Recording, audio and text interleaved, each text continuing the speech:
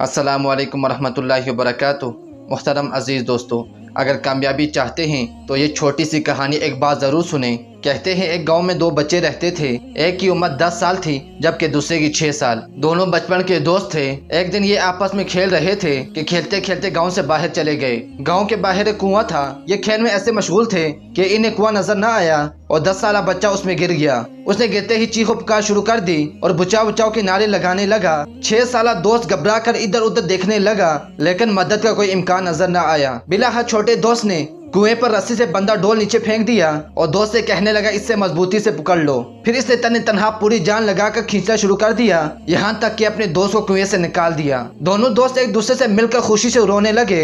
इनके दिल में ये खौफ भी था कि अगर गांव वालों को बताएंगे कि हमारे साथ ऐसा वाकया पेश आया तो मार पड़ेगी। लिहाजा ये दिल में खौफ लिए घर की तरफ चल दिए।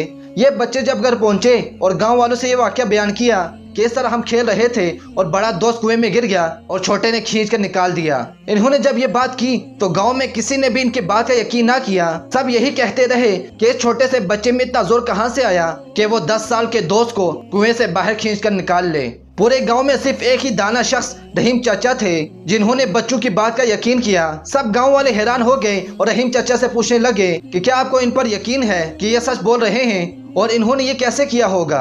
रहीम चाचा ने जवाब दिया कि बच्चे बता तो रहे हैं कि बड़ा दोस्त कुएं में गिर गया और छोटे ने खींचकर निकाल दिया। रहीम चाचा मजीद कहने लगे सवाल ये नहीं है कि वो छोटा सा बच्चा ये कैसे कर पाया, बल्कि सवाल ये है कि वो क्यों कर पाया। इसके अंदर ये ताकत कहाँ से आई। इस सवाल का सिर्फ एक ही जवाब है कि जिस वक्त इसने ये किया उस वक्त उस जगह पर दूर दूर तक इस बच्चे को ये बताने वाला कोई इंसान न था कि तुम ये नहीं कर सकते।